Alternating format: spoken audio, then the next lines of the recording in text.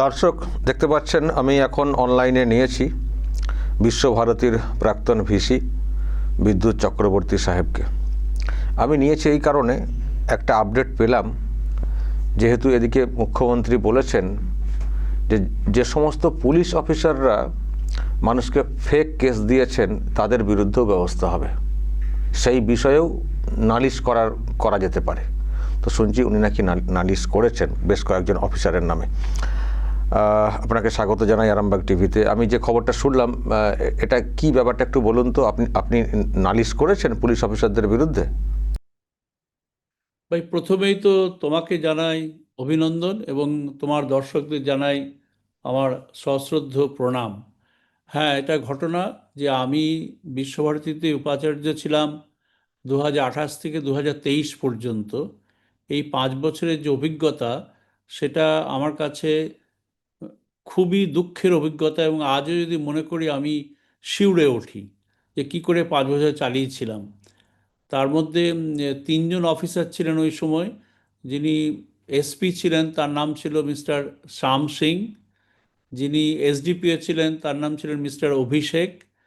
তা আর যিনি ওসি ছিলেন শান্তিনিকেতনের তার নাম ছিল কস্তুরী ব্যানার্জি। এই 3জন আমার নামে অহেতুক ফলস এফআইআর দিয়েছিল। যেমন ধরো, আমার নামে একটা এফআইআর ছিল আমি নাকি মোবাইল চুরি করেছি। আমার নামে একটা এফআইআর ছিল আমি নাকি কোনো এক ভদ্রলোকের পকেট থেকে, মানে ব্যবসায়ী সমিতির একজন সুনীল সিংহ বলে, সেও তৃণমূলেরই লোক, তার পকেট থেকে আমি নাকি 2500 টাকা চুরি করেছি। তারপরে এই সুনীল সিংয়ের সোনার চেইন চুরি করেছি। আমি নাকি ব্রাহ্ম আর হিন্দুদের মধ্যে রায়ট লাগিয়ে দিয়েছি। এই সমস্ত করে রাফলি 15টা এফআইআর আমার বিরুদ্ধে দিয়েছিল। তার মধ্যে 7-8টা কলকাতা হাইকোর্ট খারিজ করেছে, আর বেশ কিছু এখনও চলছে, আর একটা সুপ্রিম কোর্টেও এসেছে। তো অনেক ভুয়ো এফআইআর দেওয়ার জন্য আমি কিন্তু 5টা বছর খুবইভাবে বিব্রত ছিলাম। এবং তার একটা বড় কারণ ছিল, অনুব্রতর অনেক অনুরোধ আমি রাখতে পারিনি।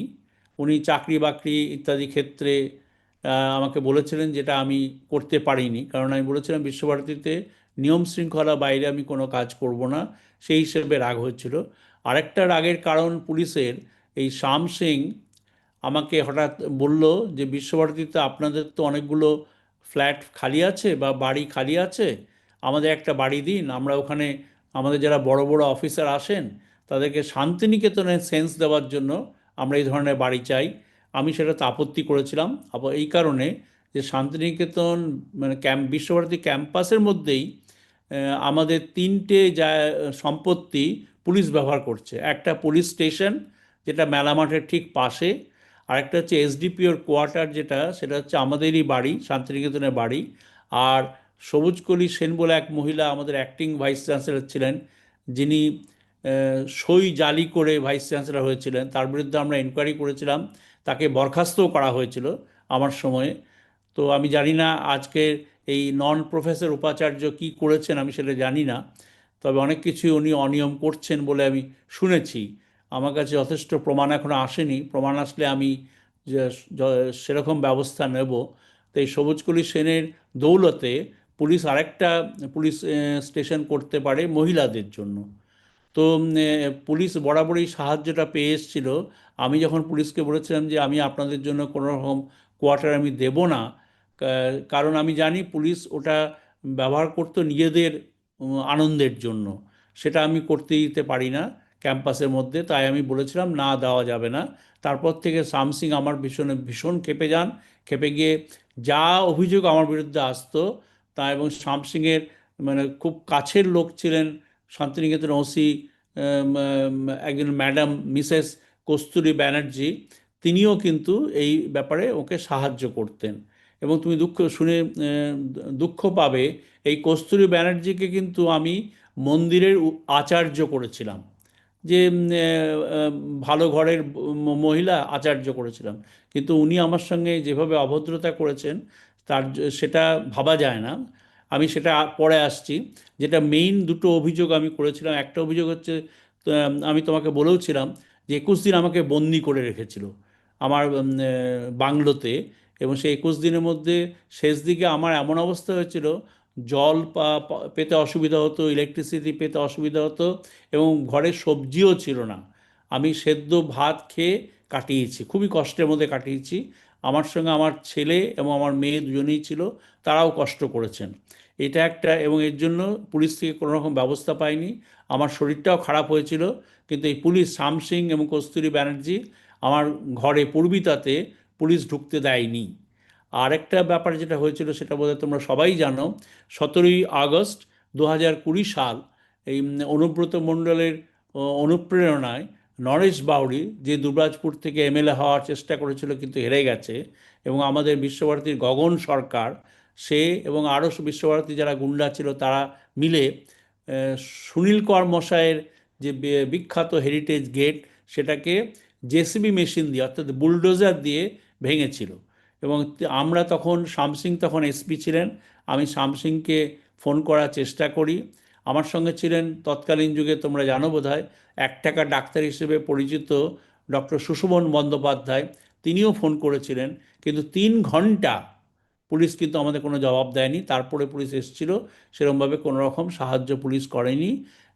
3 ঘন্টা ধরে তৃণমূলের গুন্ডারা তাণ্ডব নৃত্য করেছিল, এবং তারপরেও ওরা চেষ্টা করেছিল অনেক কিছু করার, কিন্তু আমি সেরকম কিছু করতে পারিনি। তার কারণ এদের প্রত্যেকের মাথার উপরে অনুব্রতর আশীর্বাদ ছিল বলে শোনা যায়।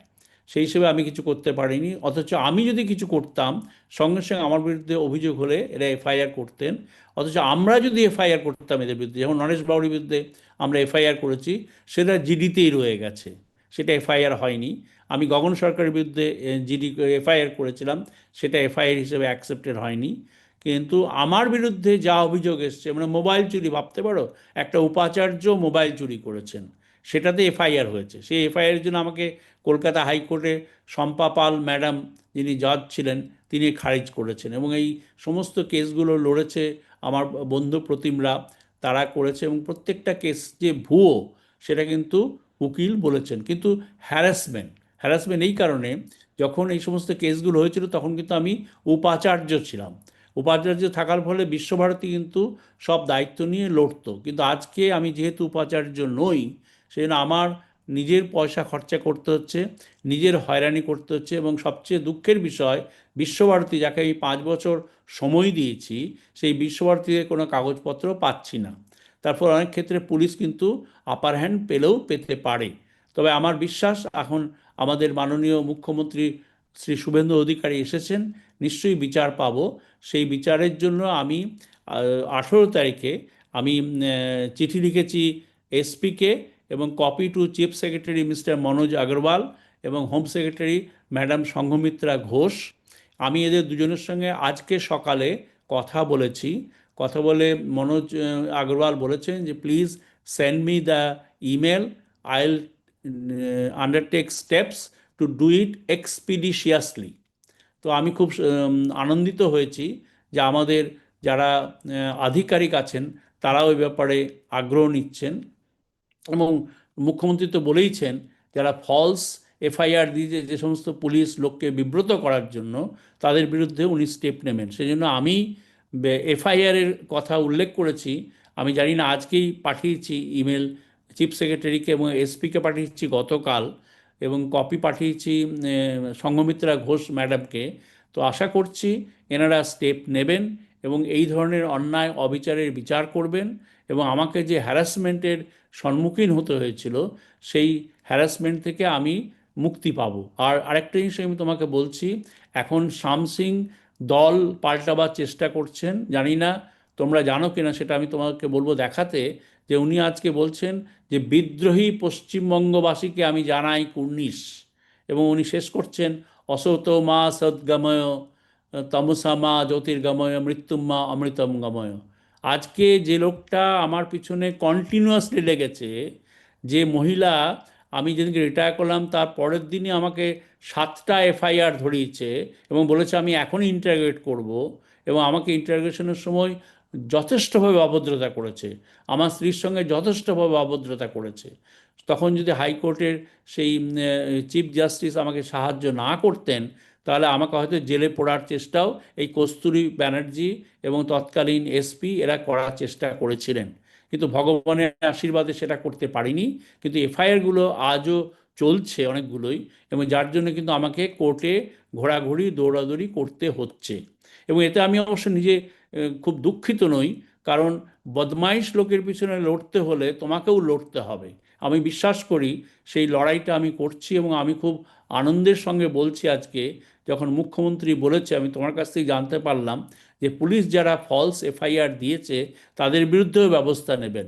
এবং আমি আশা করি, আজকে যখন মনোজ আগরওয়াল মশাইয়ের সঙ্গে কথা বললাম, তিনি খুব উৎসাহীভাবে আমাকে বললেন যে আপনি আমায় ইমেল পাঠান, আমি যত তাড়াতাড়ি সম্ভব এর বিরুদ্ধে ব্যবস্থা নেব।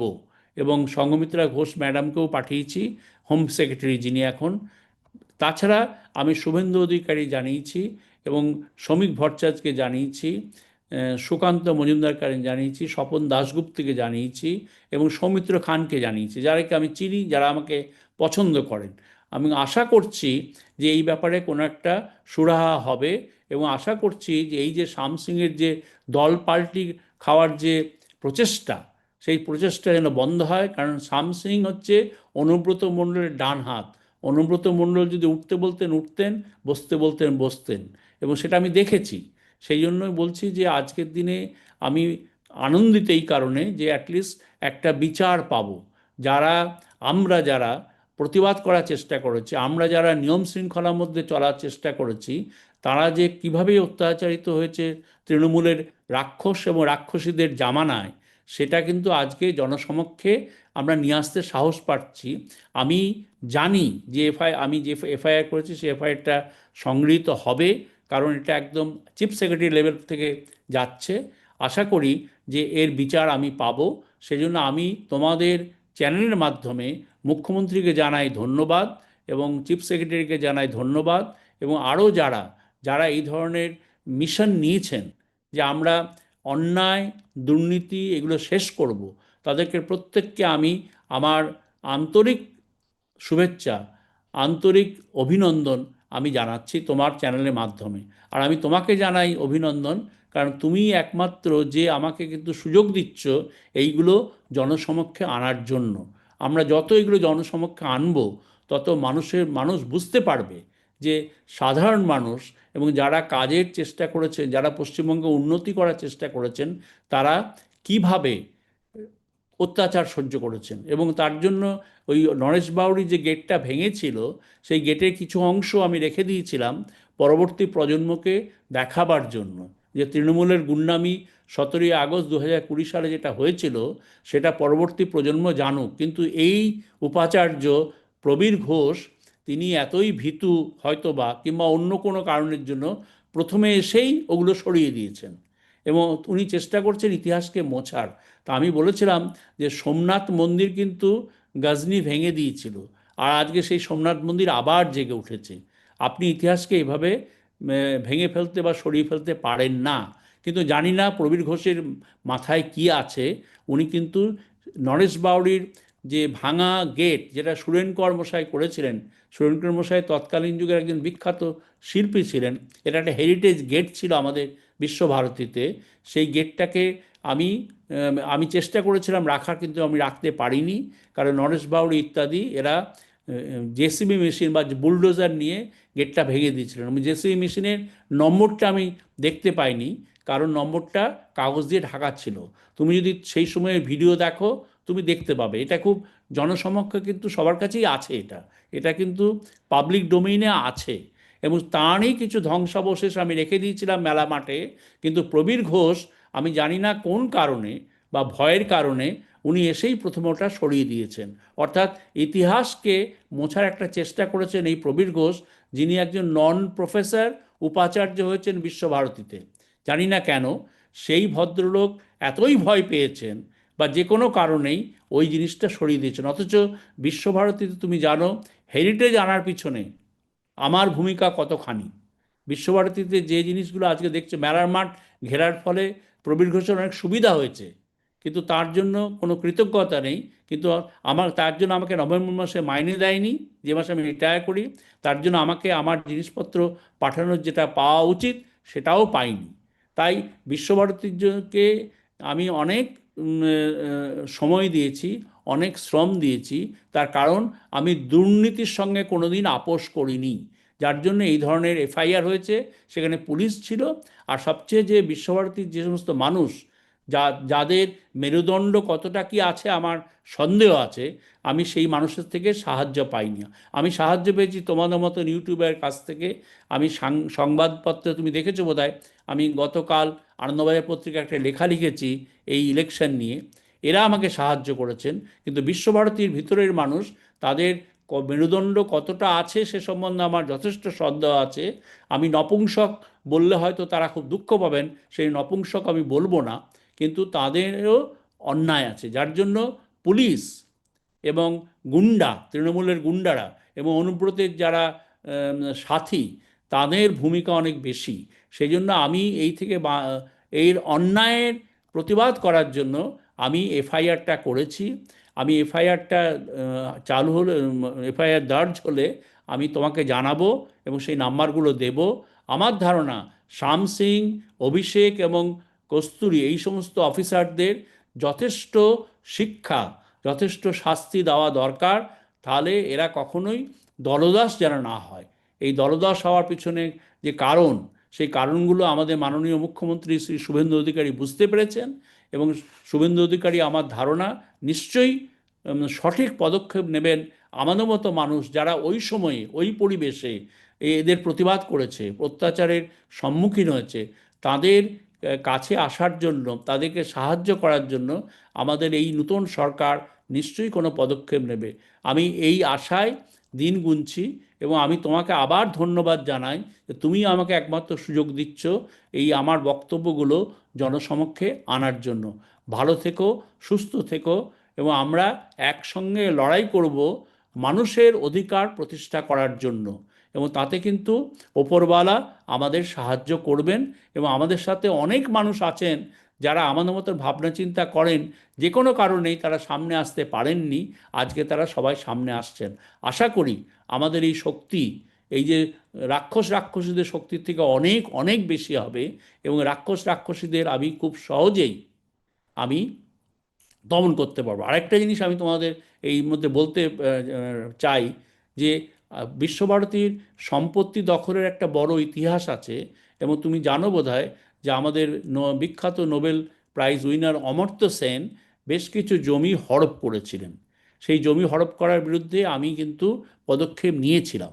তখন আমাদের এই মাননীয় তুমি বিতাড়িত মুখ্যমন্ত্রী তুমি বলো, সেই বিতাড়িত মুখ্যমন্ত্রী এসেছিলেন বিশ্বভারতীতে। এসে অমর্ত্য সেনকে অন্যায়ভাবে বলে গিয়েছিলেন এই জমি থেকে আপনাকে কে উদ্ধার করতে পারে আমি দেখতে পারি, আপনাকে উৎখাত করতে পারে আমি দেখব। এবং তিনি ডিএমকে বলে যান ওই লাল স্ট্যাম্পটা লাগিয়ে দাও তো। মানে কিন্তু বিশ্বভারতীর জমি কিন্তু কেউ কিনতে পারে না, লিজে দেওয়া হয়। এটা 1943 সালে অমর্ত্য সেনের পিতৃদেব আশুতোষ দেবকে দেওয়া হয়েছিল, আশুতোষ সেনগুপ্তকে দেওয়া হয়েছিল। তো সেই জমিটা আমি উদ্ধার করার চেষ্টা করেছিলাম। এরা তখন কোর্টে চলে যান। কোর্টে বলা হয় প্রসিজিয়ারটা ভুল প্রসিজিয়ার।